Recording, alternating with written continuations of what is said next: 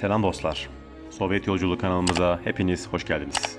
Bu videoda sizlere Banat Baturova hakkında bir video hazırladım. Umarım beğenirsiniz. Sovyet coğrafyasında tarihe damgasını vurmuş ve tüm dünyaya örnek olmuş sayısız kadın kahraman vardır. Özellikle toplumsal olarak geri kalmış Orta Asya coğrafyasında Sovyetlerin kurulmasından sonra kadınlar halkın ilerlemesi ve toplumun gelişmesi adına çok önemli görevler üstlenmişlerdir. Bu videoda Rusya Sovyeti içinde kurulan ilk özerk cumhuriyeti olan Başkuristan Özerk Sovyet Sosyalist Cumhuriyeti'nde kahraman kadın denildiğinde ilk akla gelen isimler arasında olan Banat Baturova hakkında sizlere bilgiler vermek istedim. Umarım ilginizi çeker. Gelin hep birlikte Başkuristan Özerk Sovyet Sosyalist Cumhuriyeti Yüksek Sovyeti'nde 2., 3. ve 4. dönem milletvekili yapan Banat Baturova'yı yakından tanıyalım.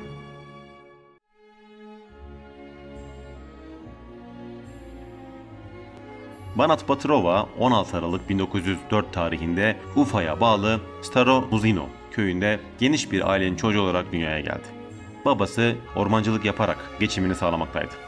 Babasının erken yaşta ölümü üzerine Baturova 6 yaşında çalışmaya başladı ve geçimlerini sağlamak üzere annesine yardım etti. Dönemin ve coğrafyanın geleneklerine uygun olarak erken yaşta 1921 yılında evlendi ve eşiyle birlikte Utyaga Nova'ya taşındı. 30'lu yıllarda Sovyetler Birliği'nin geniş coğrafyasında uygulanan kolektivizasyon politikaları neticesinde Başkuristan'da kurulan çiftliklerde çalışmaya başladı. 1932'de kolhoz çiftliğine bağlı pancar üreticileri zincirinin bir üyesi oldu. Kolhozda diğer ürünlerin yanı sıra bu yerlerde daha önce yetiştirilmeyen şeker pancarının yetiştirilmesine karar verilmişti. Baturova şeker pancarıyla ilgili eğitimler aldı ve bölgedeki pancar yetiştiricileri biriminde başkanlık görevine getirildi. Söz konusu birimde kendisi gibi 8 kadın da çalışmaktaydı. O dönemde tüm çabalara rağmen şeker pancarından düşük verimler elde edilmekteydi. Baturova bu konuda başarılı olmaya karar verdi, çok büyük gayretler ve özveriler gösterdi. Bu amaçla tarım teknolojisiyle ilgili makaleler okudu, ilerin deneyimleri ve en iyi pancar yetiştiricilerinin çalışma yöntemlerini inceledi. Ardından yoldaşlarıyla birlikte birkaç yıl içinde adım adım tarım teknolojisinden deneyim kazanarak geniş alanlarda şeker pancarı ekimi için bir tohum fonu oluşturdu. Bunun sonucu olarak hasat her yıl artarak devam etti ve 1939'da o zamana kadar Başkuristan'da toplanılan en yüksek şeker pancarı hasadı yapıldı. Baturova'nın yer aldığı üretim birimi Ufa'daki bir tarım sergisine davet edildi ve kendisine burada bir ödül takdim edildi. Bu olay sonrasında diğer kolektif çiftliklerden ve hatta uzak bölgelerden meslektaşları eğitim için Utyaga Nova'ya gelmeye başladılar. Söz konusu dönemde Baturova'nın başarıları oldukça dikkat çekmişti.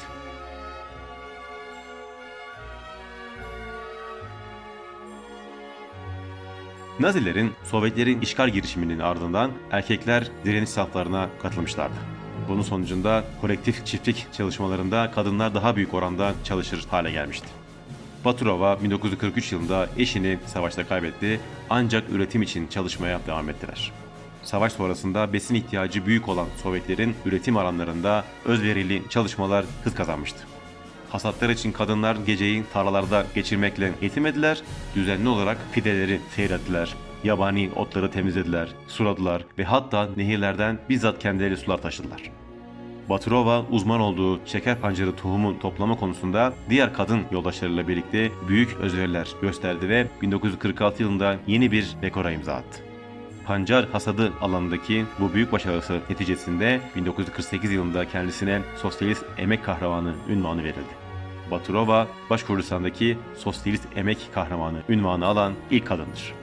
Kendisine aynı yıl Orak ve Çekiç madalyası ve aynı zamanda Lenin nişanı da takdim edilmiştir. Ardından Başkuristan Yüksek Sovyeti'nde 1947 ile 59 yıllar arasında 2., 3. ve 4. dönem milletvekili yaptı. Kendisi halk tarafından çok sevildiği için tekrar bu göreve seçildi. Orta Asya'nın eski geri kalmış dönemleri artık gerçekten geride kalmıştı. Bölgede yaşayan insanlar bir kadını kendilerine örnek seçmişlerdi. Hem temsilci hem de örnek alacak bir kişi seçmişti. Baturova hem kendi halkına hem de tüm Sovyet halklarına örnek teşkil edecek bir şekilde milletvekili olarak çalıştı ve 1960 yılında emekli oldu. Ancak 19 Temmuz 1970'teki ölümüne kadar kendi köyünde ve kolhoz hayatında çalışmaya devam etti. Baturova, şeker pancarı yetiştiriciliği üzerindeki deneyimlerini Şeker Pancarı Ekimin Tecrübemiz adlı kitabında detaylı olarak anlatmıştır. Baturova adı kendi köyünde bir caddeye verilmiştir. Heykeltıraş Tamara Pavlovna Necheva yaptığı Başkuristan Kolhoz Pancar Yetiştiricisi adlı heykelle birlikte Baturova'nın adı doğduğu topraklarda sonsuza kadar yaşamaktadır. Evet dostlar, bu videoda sizlere Banat Baturova'nın yaşam öyküsünü anlattım. Onun örnek yaşamını sizlere aktarmaya çalıştım. Umarım beğenmişsinizdir. Sovyet Yolculuğu kanalımızda buna benzer pek çok video yapıyorum. Özellikle Sosyalist Kadınlar serimiz buna benzer kişilerin hayatlarıyla ilgilidir. O listeyi de sağ üstte koyuyorum. Oradan izleyebilirsiniz. Benzer videolar için de Sovyet Yolculuğu kanalımızı takip etmeyi ve abone olmayı unutmayın. Şimdilik hoşça kalın.